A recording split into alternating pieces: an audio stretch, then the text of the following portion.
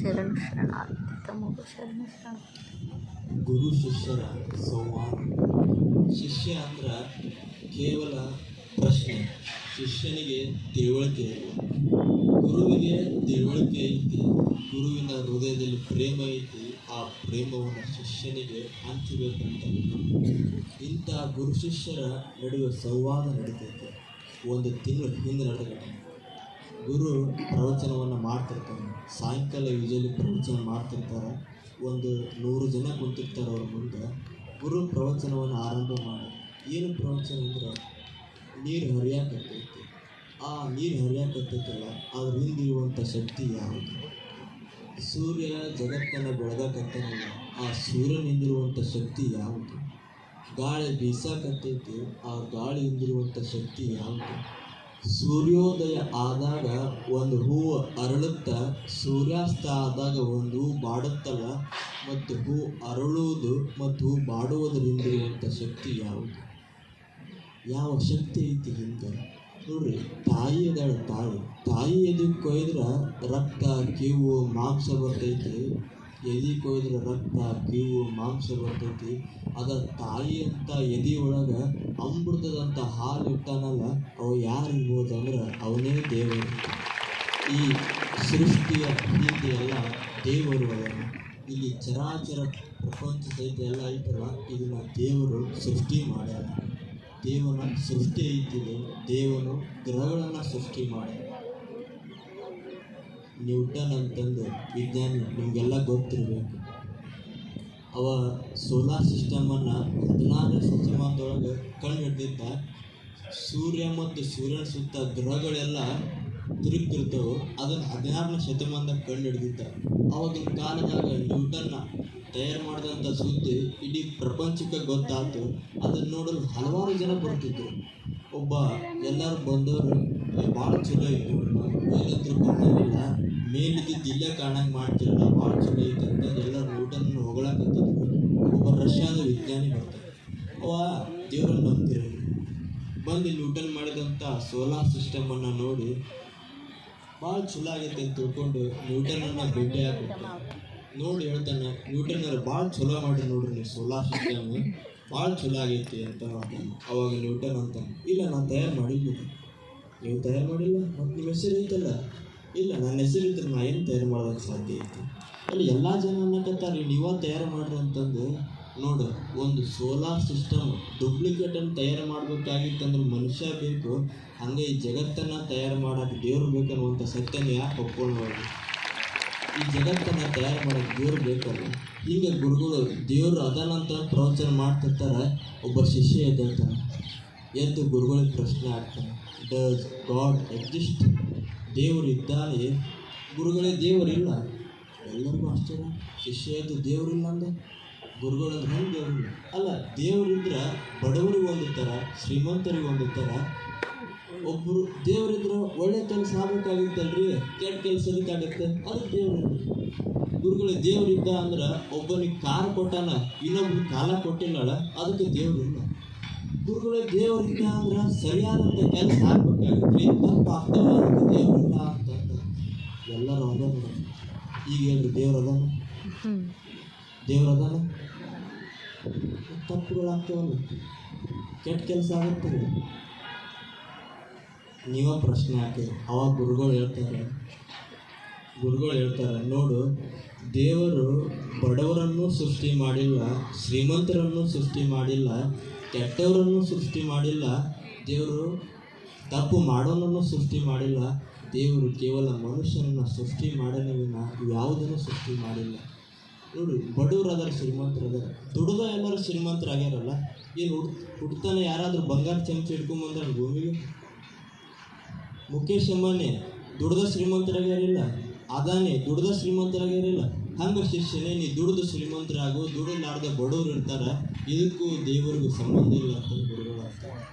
ಇನ್ನು ಎರಡನೇ ಪ್ರಶ್ನೆ, ಗುರುಗಳೇ ದೇವರಿದ್ದ ಅಂದ್ರೆ ಒಳ್ಳೆ ಕೆಲಸ ಆಗ್ಬೇಕಾಗಿತ್ತು, ಕೆಟ್ಟ ಕೆಲಸ ಅಲ್ಲಿ ಕೆಟ್ಟದ್ದು ಮಾಡೋದ ಮನುಷ್ಯ. ದೇವರು ಒಳ್ಳೇದನ್ನು ಮಾಡಂತ ಕೆಟ್ಟದ್ದನ್ನು ಮಾಡೋದಂಗಿಲ್ಲ. ಈಗ ನೋಡ್ರಿ, ನೀವು ಇನ್ನೊಬ್ಬರ ಮನೆ ಮುಂದೆ ಲಿಂಬೆಹಣ್ಣು ಒಗಿತಾರಲ್ಲ, ದೇವ್ರು ಲಿಂಬೆಹಣ್ಣು ಕಸ ಹಾಕ್ತಿರಲ್ಲ, ದೇವ್ರು ಕಸ ಹಾಕಂದ ನಿಮಗೆ? ಇನ್ನೊಬ್ರು ಕೆಟ್ಟದ್ದನ್ನು ಬಯಸನ್ನಲ್ಲ, ದೇವ್ರು ಇನ್ನೊಬ್ರು ಕೆಟ್ಟದ್ದನ್ನು ಬಯಸಂದ.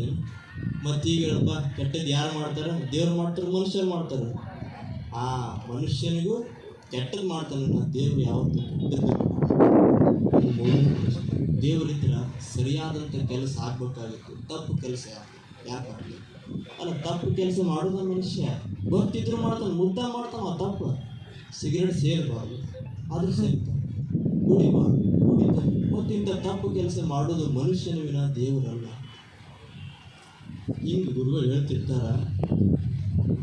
ಗುರುಗಳು ಒಂದು ಚಲೋ ಉದಾಹರಣೆ ಕೊಡ್ತಾರೆ. ಈಗ ಶಿಷ್ಯನೇ, ನಾನು ನಿನ್ನ ಕೈಯಾಗ ಒಂದು ಗುಲಾಬಿ ಕೊಟ್ಟು ತಿಳ್ಕೊ, ಆ ಗುಲಾಬಿವನ್ನ ಕಿತ್ತೋದ್ರೆ ಯಾಕೆ ಜವಾಬ್ದಾರ?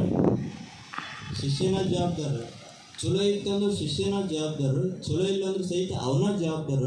ಹಂಗಾಗಿ ಬದುಕು ಅನ್ನುವಂಥದ್ದು ಗುಲಾಬಿ ಹೂವಿದ್ದಂಗೆ ಇದನ್ನು ಭಗವಂತ ಮನುಷ್ಯನಿಗೆ ಜವಾಬ್ದಾರ ಕೊಟ್ಬಿಟ್ಟಾನ.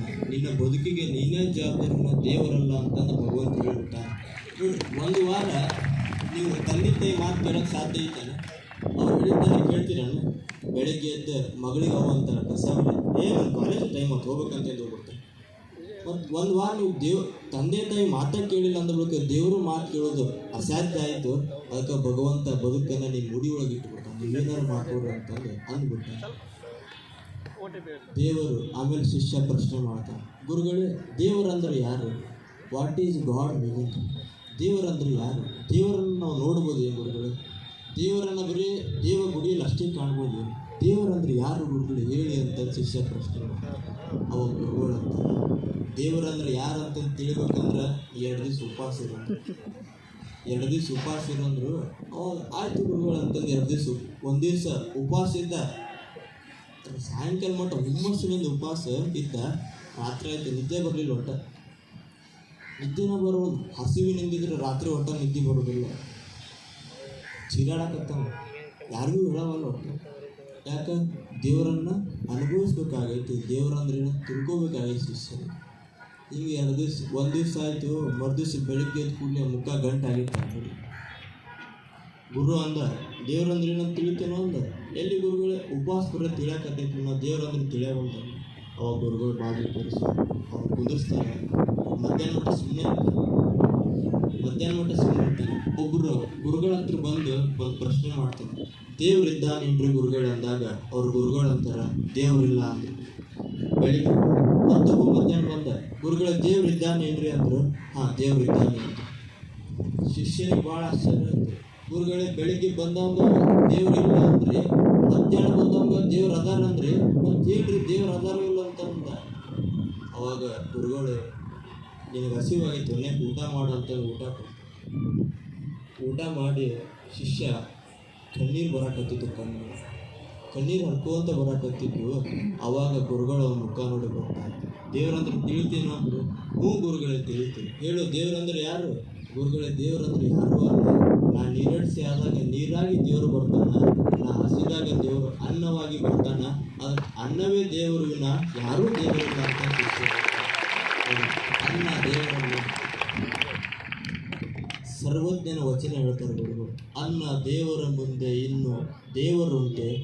ಯಾಕೆ ಸರ್ವಜ್ಞ ಸಂಪತ್ತಿಗೆ ದೇವ್ರು ಅನ್ಬೇಕಾಗಿತ್ತಲ್ಲ, ಸರ್ವಜ್ಞ ಮನೆಗೆ ದೇವ್ರು ಅನ್ಬೇಕಾಗಿತ್ತಲ್ಲ. ಯಾಕೆ ಅನ್ನಕ್ಕೆ ದೇವ್ರು ಅಂದ್ರೆ, ನೀವು ಹಸಿದಾಗ ಮನೆ ತಿನ್ನೋಕ್ಕೆ ಸಾಧ್ಯ ಐತೆ?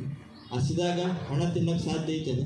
ನೀವು ಹಸಿದಾಗ ಕೇವಲ ಅನ್ನವನ್ನು ಮಾತ್ರ ಹೊಟ್ಟೆ ತುಂಬುತ್ತಾ, ಅದಕ್ಕೆ ಅನ್ನವೇ ದೇವರು ಅಂತಂದು ಸರ್ವಜ್ಞ ಹೇಳ್ಯಾನ ಅಂತಂದು ಗುರುಗಳು ಹೇಳ್ತಿರ್ತಾರೆ. ಆಮೇಲೆ ಒಂದು 3 ಜನ ಹುಡುಗರಿದ್ರು. ಅವರು ಬಾದಾಮಿ ಮೇಲೆ ಕುಡಿಬೇಕಂತಂದಿದ್ರು ಅಂತ. ಬಾದಾಮಿ ಮೇಲೆ ಕುಡಿಬೇಕಂತಿದ್ರು. ಒಬ್ಬ ಇಂಗ್ಲೀಷ್ ಬರ್ತಿರ್ತವಂಗ, ಅವ ಅಂದ, ಇಲ್ಲ, ಒಂದು 4-5 ತಾಸು ಮಲ್ಗುನ, ಯಾರಿಗೆ ದೊಡ್ಡ ಕನಸುಕೊಳ್ಳುತ್ತೆ ಅವರು ಜಾಸ್ತಿ ಬಾದಾಮಿ ಮೇಲೆ ಕುಡಿಯೋಣ ಅಂತ. ಎಲ್ಲರಿಗೂ ಒಪ್ಪಿಗೆ ಆಯಿತು. ಆದರೆ ಇನ್ನಿಬ್ಬರಿಗೆ ಇಂಗ್ಲೀಷ್ ಬರ್ತಿದ್ದೆ, ಅವ್ರ ಕನ್ನಡ ಅಷ್ಟೇ ಬರ್ತಿರ್ತಾರೆ. ಆಯ್ತು ಅಂತ ಎಲ್ಲರೂ ಒಪ್ಕೊಂಡ್ರು. ಆಮೇಲೆ ಮೂವರು ಎದ್ರು. ಒಬ್ಬ ಅಂದ, ಇಲ್ಲ, ಇಂಗ್ಲೀಷ್ ಬರ್ತಿತ್ತಲ್ಲ, ನಾನು ಅಮೇರಿಕದ ಪ್ರೆಸಿಡೆಂಟ್ ಆಗಿದ್ದೆ, ಅದಕ್ಕೆ ನಾನು ಹಾಲು ಕುಡ್ತೀನಿ. ಎರಡನೇದ ಒಂದು, ಸಣ್ಣ ಕನಸಿಗೆಲ್ಲ ಹಾಲು ಕುಡಿತಾರನ? ನಾ ಏನಾಗಿದೆ ಗೊತ್ತ, ಈ ರಾಜ್ಯದ ಮುಖ್ಯಮಂತ್ರಿ ಆಗಿದ್ದೆ, ನಾನು ಹಾಲು ಕುಡ್ತೀನಿ. ಅವ ಅಂದ, ಅಮೇರಿಕ ಪ್ರೆಸಿಡೆಂಟ್ ದೊಡ್ಡದ, ಮುಖ್ಯಮಂತ್ರಿ ದೊಡ್ಡದ. 3ನೇದ ಒಂದು ಕೆಲಸ ಬಿದ್ದಿಲ್ಲ, ಅವೇನು ಅನ್ಬೇಕು. ನನ್ನ ಕನಸೊಳಗೆ ಶನಿ ದೇವ್ರು ಬಂದ್ಬಿಟ್ಟಿದ್ದೇನೆ, ಹಾಲು ಕುಡಿಲಿಕ್ಕೆ ಅಂದ್ರೆ ಕಾಡ್ತೀನಿ ಅಂತ ಅನ್ನೋದಕ್ಕೆ ನಾನು ಹಾಲು ಕುಡಿತೀನಿ ಅಂತ ಓಡೋಡು. ಈ ಜಗತ್ತಿನೊಳಗೆ ದೇವ್ರಂದ್ರೆ ಕಾಡುವ ದೇವರಿಲ್ಲ, ದೇವ್ರಂದ್ರೆ ಕಾಪಾಡುವ ದೇವ್ರು ಅದನ್ನು ಕಾಡುವ ದೇವರಿಲ್ಲ ಅನ್ನುವಂಥ ಸತ್ಯ ನಮಗೆಲ್ಲ ಗೊತ್ತಿರಬೇಕು. ಶನಿ ದೇವರು ಕಾಡಂಗಿಲ್ಲ, ನೀ ದುಡಿದ್ರೆ ಯಾರೂ ಕಾಡಂಗಿಲ್ಲ. ದೇವರಿಂದ ಮನುಷ್ಯ ಸೃಷ್ಟಿಯಾದ, ಅರ್ಥಾತ್ ಅನ್ನದಿಂದ ಮನುಷ್ಯ ಸೃಷ್ಟಿಯಾದ. ದೇವರಿಂದ ಮನುಷ್ಯ ಸೃಷ್ಟಿಯಾದ ನಂತರಲ್ಲ, ಇದರ ಅರ್ಥ ಅನ್ನದಿಂದಲೇ ಮನುಷ್ಯ ಸೃಷ್ಟಿಯಾದ. ಹೆಂಗೆ ಅನ್ನದಿಂದ ಮನುಷ್ಯ ಸೃಷ್ಟಿಯಾದ ನೋಡ್ರಿ, ನೀವು ತಿಂತಿರಲ್ಲ ಅನ್ನ, ಆ ಅನ್ನದಿಂದ ರಕ್ತ ಆಗ್ತೈತಿ, ರಕ್ತದಿಂದ ರಸ ಆಗ್ತೈತಿ, ರಸದಿಂದ ಮಾಂಸ ಆಗ್ತೈತಿ, ಮಾಂಸದಿಂದ ನರ ಆಗ್ತೈತಿ, ನರದಿಂದ ಕಫ ಆಗ್ತೈತಿ, ಕಫದಿಂದ ಮಜ್ಜೆ ಆಗ್ತೈತಿ, ಮಜ್ಜೆಯಿಂದ ವೀರ್ಯ ಆಗ್ತೈತಿ, ವೀರ್ಯ ತಂದೆಯೊಳಗೆ ಸೇರಿ ಅದು ತಾಯಿಯ ಮುಖಾಂತರ ಬಂದು ತಾಯಿ ಒಂದು ಮಗುವಿಗೆ ಜನ್ಮ ಕೊಡ್ತಾಳೆ. ಇದು ಅನ್ನದಿಂದ ಮಾತ್ರ ಸಾಧ್ಯ. ಅನ್ನದಿಂದ ಮನುಷ್ಯ ಸೃಷ್ಟಿಯಾದ, ಅದಕ್ಕೆ ಅನ್ನವೇ ದೇವರು ಅಂತ ಗುರುಗಳು. ಹೌದು ಗುರುಗಳೇ, ಅನ್ನ ದೇವರಾಯಿತು. ಆಮೇಲೆ ಗುರುಗಳು ಇನ್ನೂ ಒಂದು ಮಾತು ಹೇಳ್ತಾರೆ, ನೀ ಏನು ತಿಳಿದೇ ಅಲ್ಲ ಅನ್ನದ ಬಗ್ಗೆ, ಕೇವಲ ಪರಮಾತ್ಮನ ಒಂದು ಅಂಶ ಅಷ್ಟೇ ಅನ್ನ, ಅದರ ಸ್ವರೂಪ ಅಷ್ಟೇ ನೀನು ತಿಳಿದೆ ಅಂತಂದು ಗುರುಗಳು ಹೇಳ್ತಾರೆ. ಆಮೇಲೆ ಶಿಷ್ಯ ಗುರುಗಳು ಅಷ್ಟು ದೇವ್ರು ದೊಡ್ಡವಾದ, ಹೌದು ಭಾಳ ದೇವ್ರು ದೊಡ್ಡವಾದ. ಮತ್ತು ದೇವ್ರು ದೊಡ್ಡವಾದನಲ್ಲ, ಅವನಿಗೆ ಯಾರು ಇಷ್ಟ ಆಗ್ತಾರೆ ಗುರುಗಳು? ದೇವ್ರು ಯಾರನ್ನು ಇಷ್ಟಪಡ್ತಾನೋ? ಏನು ಚಲೋ ಬಟ್ಟೆ ಹಾಕೊಂಡ್ರೆ ದೇವ್ರು ಇಷ್ಟಪಡ್ತಾನೋ? ಏನು ಹೇರ್ ಸ್ಟೈಲ್ ಚಲೋ ಹಾಕೊಂಡ್ರೆ ದೇವ್ರು ಇಷ್ಟಪಡ್ತಾನೆ? ಯಾರಿಗೆ ದೇವ್ರು ಇಷ್ಟಪಡ್ತಾನೆ? ಅವಾಗ ಗುರುಗಳು ಅಂದರು, ನೋಡಪ್ಪ, ಚಲೋ ಬಟ್ಟೆ ಹಾಕೊಂಡ್ರೆ ನೀನು ಮನುಷ್ಯರಿಗೆ ಇಷ್ಟ ಆಗ್ತೀವಿ, ದೇವ್ರಿಗೆ ಇಷ್ಟ ಆಗಲ್ಲ. ನೀನು ದೇವರಿಗೆ ಇಷ್ಟ ಆಗ್ಬೇಕಾಗಿತ್ತು ಅಂದ್ರೆ ಏನು ಮಾಡ್ಬೇಕಂದ್ರೆ ನಾನು ಹೇಳ್ತೀನಿ, ದೇವನಿಗೆ ನಾವು ಕೂಡ ಇಷ್ಟ ಆಗ್ಬೇಕಾದ್ರೆ ಏನು ಆಗ್ಬೇಕಂತ ಮುಂದಿನ ಸೋಮವಾರ ನೋಡಿ ನಿಮ್ಗೆ ಹೇಳ್ತೇನೆ. ಮಾತು